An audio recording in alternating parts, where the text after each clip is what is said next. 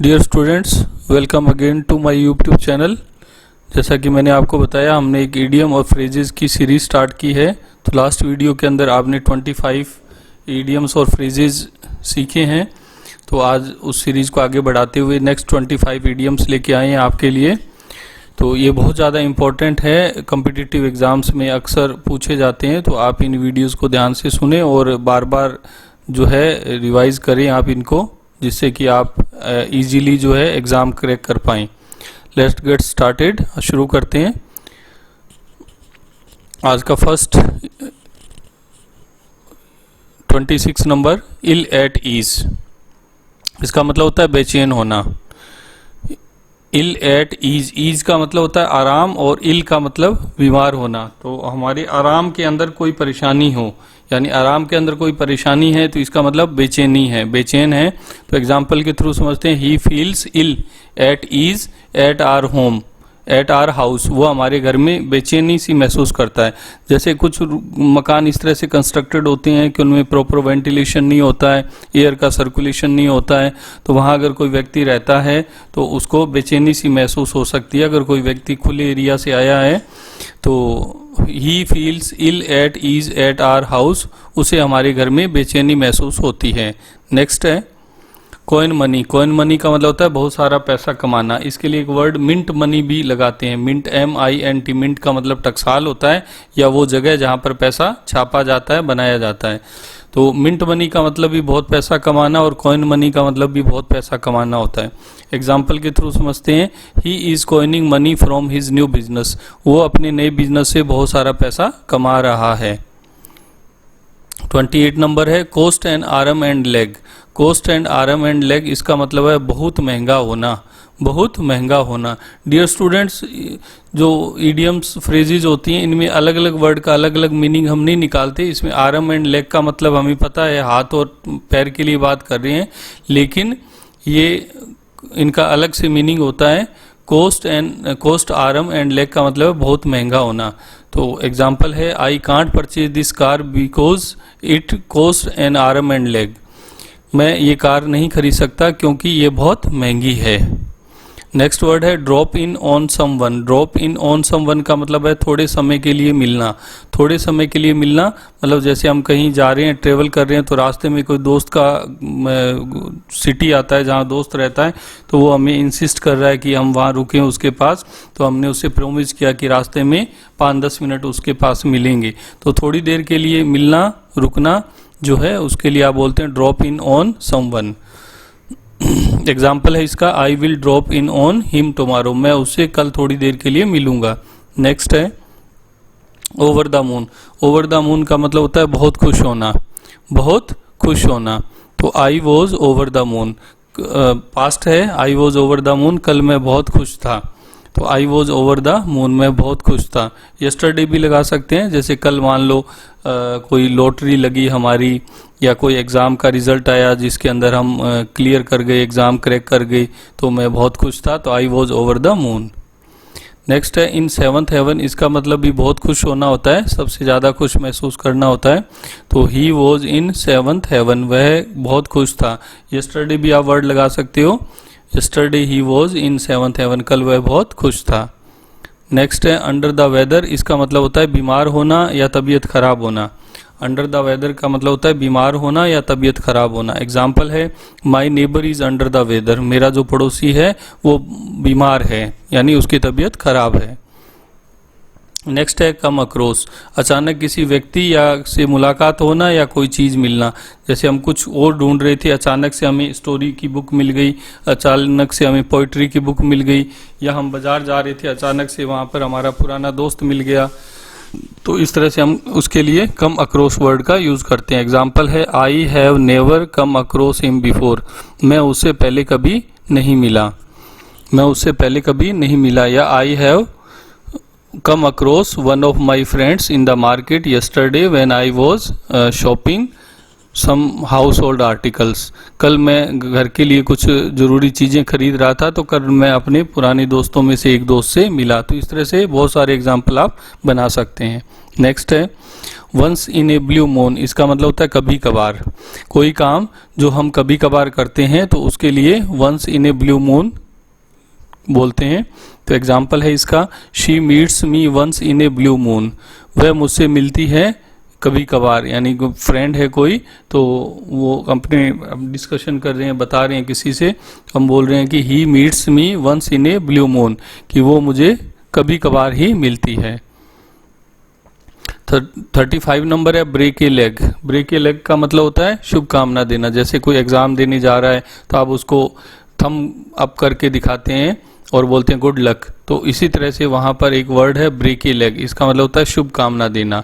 तो जैसे he wished him good luck, तो आप गुड लक नहीं बोल करके he wished him break a leg, तो ब्रेक ए लेग का मतलब भी शुभकामना देना होता है। नेक्स्ट है डोज ऑफ, अचानक सो जाना। डोज ऑफ का मतलब होता है अचानक सो जाना। एग्जाम्पल के through, she dozed off while talking to me. जैसे मेरी एक फ्रेंड है तो 2 दिन से वो ठीक ढंग से सो नहीं पाई, आज उसने नींद की दवाई ली और फिर वो मेरे से बात करने लगी और बात करते करते उसे नींद आ गई, तो हम उसको बोलेंगे she dozed off while talking to मी।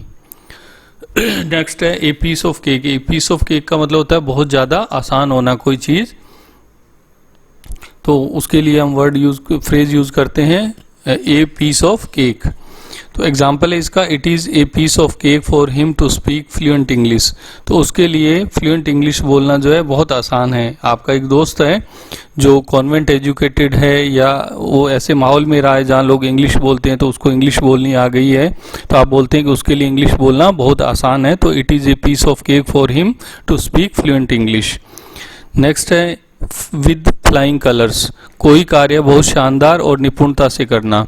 तो विद फ्लाइंग कलर्स का मतलब होता है कोई कार्य बहुत शानदार और निपुणता से करना। एग्जाम्पल है, ही completed his work with flying colour. उसने अपना कार्य बड़ी शानदार और निपुण तरीके से यानी परफेक्टली पूरा किया। नेक्स्ट है up in the air. Up in the air का मतलब होता है अभी तक हल नहीं हुआ, यानी अभी तक उलझा हुआ है, या अभी जैसे बोलते हैं ना हवा में लटका हुआ है, अदर झूल में है, तो इस तरह से हम बोलते हैं। तो एग्जाम्पल है इसका, his matter is up in the air. उसका मामला अभी भी अटका हुआ है या लटका हुआ है या अदर झूल में है, यानी वो सॉल्व नहीं हुआ है। तो अप इन द एयर का मतलब हो गया अभी तक सॉल्व नहीं हुआ या अनसॉल्व्ड मैटर है। वर्कआउट का मतलब होता है शारीरिक व्यायाम करना या कसरत करना। वर्कआउट शारीरिक व्यायाम या कसरत करना। एग्जाम्पल है, ही वर्क्स आउट डेली। वो रोज जो है वो एक्सरसाइज करता है या शारीरिक व्यायाम करता है। रेड टेप का मतलब होता है बहुत सारे दस्तावेज या बहुत सारे नियम। बहुत सारे दस्तावेज या बहुत सारे नियम। तो एग्जाम्पल है इसका, there are red tapes in our country. हमारी कंट्री में बहुत सारी दस्तावेज या बहुत सारे नियम हैं। जैसे अगर हम बात करें तो एक व्यक्ति को बहुत सारे तो कार्ड रखने पड़ते हैं, वोटर कार्ड, आधार कार्ड, उसके बाद जो है पैन कार्ड हो गया, ड्राइवर लाइसेंस हो गया, उसका कार्ड हो गया, ऐसे बहुत सारे और डॉक्यूमेंट होते हैं जो व्यक्ति को अरेंज करने पड़ते हैं। तो और या हम कानून नियमों की बात करें तो बहुत सारे नियम और कानून हैं, तो उनको हम बोलते हैं रेड टेप। नेक्स्ट है रन इनटू। रन इनटू का मतलब है अचानक मिल जाना। तो आई रेन इनटू हिम, मैं उसे अचानक मिल गया। तो रन इनटू का मतलब अचानक मिल जाना। नेक्स्ट है on the verge of. On the verge of का मतलब होता है के कगार पर होना या के करीब होना। के कगार पर होना या के करीब होना। तो ही वॉज, एग्जाम्पल है, he was on the verge of the tear. वो उसके आंसू आने ही वाले थे। जैसे टीचर ने उसे डांटा, उसने अपना होमवर्क कंप्लीट नहीं किया था, तो वो उसके आंसू आ ही गए थे, मतलब आने ही वाले थे। तो he was on the verge of tear. Out of the question का मतलब होता है असंभव होना या बहुत मुश्किल होना। तो उसको हम इंग्लिश में एक फ्रेज के थ्रू बोलते हैं आउट ऑफ द क्वेश्चन, मतलब जिस बात का सवाल ही पैदा नहीं होता। तो एग्जाम्पल के थ्रू है, a trip to Canada is out of the question this year. Canada के लिए जाना इस साल जो है आउट ऑफ द क्वेश्चन है। क्यों है? क्योंकि अभी पेंडेमिक चल रही है, कोरोना, तो सभी फ्लाइट्स बंद हैं, वीज़ा वगैरह नहीं आ रहे हैं, तो हम बोल सकते हैं a trip to Canada is out of the question this year. Next है हाई टाइम। किसी भी काम को करने का सही समय।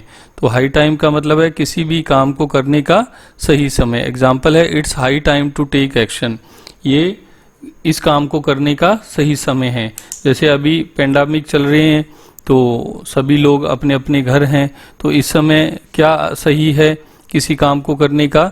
जैसे कुछ काम जो हम घर पे बैठे बैठे कर सकते हैं, जैसे कुछ लोग मेडिटेशन में इंटरेस्ट रखते हैं लेकिन काम वर्क की वजह से, ओवरलोड वर्क होने की वजह से वो उसको कर नहीं पाते, तो अभी बिल्कुल फ्री हैं, घर पे हैं, तो ये काम वो कर सकते हैं। तो अपने कह सकते हैं it is high time to take action, it is high time to practise meditation. Next है far and near. Far and near का मतलब होता है दूर दूर से या चारों तरफ से। तो एग्जाम्पल है इसका, people come from far and near to see the circus. जैसे आपके सिटी में, आपके लोकेलिटी में एक सर्कस लगी हुई है, तो आप बता रहे हैं कि लोग जो है उसको दूर दूर से देखने आते हैं। वो हर साल सर्कस का प्रोग्राम होता है और चारों तरफ से, दूर दूर से लोग जो है उसको देखने के लिए आते हैं। तो फार एंड नियर का मतलब हो गया दूर दूर से और चारों तरफ से। Speaking highly of. Speaking highly of का मतलब होता है कि तारीफ करना, किसी व्यक्ति की तारीफ करना। Speak highly of, speaking highly of. Example है he speaks highly of you, वह तुम्हारी हमेशा तारीफ करता है या वह तुम्हारी तारीफ करता है। तो स्पीक्स हाईली ऑफ का मतलब हो गया तारीफ करना।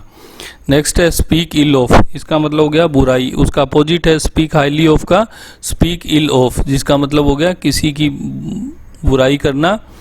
तो इसमें एग्जाम्पल है never speaks ill of anyone, कभी भी किसी की बुराई मत करो। Never speak ill of anyone, कभी भी किसी की बुराई मत करो। Learn the hard way. Learn the hard way का मतलब होता है कठिन अनुभव से सीखना। यानी हम जीवन में बहुत कुछ चीज़ें सीखते हैं, तो कुछ चीज़ें सीखते हैं तो जैसे कोई व्यक्ति की सीख को, एक व्यक्ति है जिसका कोई एक्सपीरियंस है और उसने हमें बताया, तो हमने इसको सीख लिया। तो एक तो ये तरीका हो गया, और एक तरीका हो गया कि हम प्रैक्टिकल लाइफ में उस काम को करते हैं और वो परेशानी आती है, फिर हम सीखते हैं। तो परेशानी आती है, हम काम को करते हैं, परेशानी आती है, तब जो हमें अनुभव होता है तो वो बड़ी मुश्किल से उस अनुभव के लिए हमें काफ़ी स्ट्रगल करना पड़ता है। तो उस अनुभव को सीखना जो है वो कठिन अनुभव, एक हार्ड वे हो गया उसको सीखने का, तो उसके लिए हम बोलते हैं learn the hard way. Example है लिसन टू योर पेरेंट्स, अपने माता पिता की सुनो, यानी उनसे कुछ सीख लो। और else you will have to learn the hard way, नहीं तो आपको ये सब कुछ ही बड़े कठिन अनुभव से सीखना पड़ेगा। From head to toe. From head to toe का मतलब होता है सिर से पांव तक। जैसे हम बोलते हैं एडी से चोटी तक, सिर से पांव तक, यानी कंप्लीट कोई चीज़ होना, कंप्लीटली होना। तो एग्जाम्पल है यहाँ पर सब्जेक्ट हटा हुआ है, तो आप ही या शी लगा लेंगे। तो she was dressed in white from head to toe. She was dressed in white from head to toe. जैसे नन वगैरह होते हैं चर्च में, तो बिल्कुल सिर से ऊपर तक उन्होंने सफ़ेद कपड़े पहने होते हैं, तो ऐसे ही she was dressed in white from head to toe, वो सिर से पांव तक वाइट कपड़ों में ढकी हुई थी या उसने वाइट कपड़े पहने हुए थे। Dear friends, this is all about this video. तो मैं होप करता हूँ कि ये 25 जो आपने इडियम और फ्रेजेस इस वीडियो में सीखी हैं, इनको बार बार प्रैक्टिस करेंगे। अगर आप इस वीडियो को ही 2-3 बार सुन लेंगे तो डेफिनेटली आपको जो है ये इडियम्स और फ्रेजेस जो हैं ऑटोमेटिकली लर्न हो जाएंगी। Thanks for watching my video.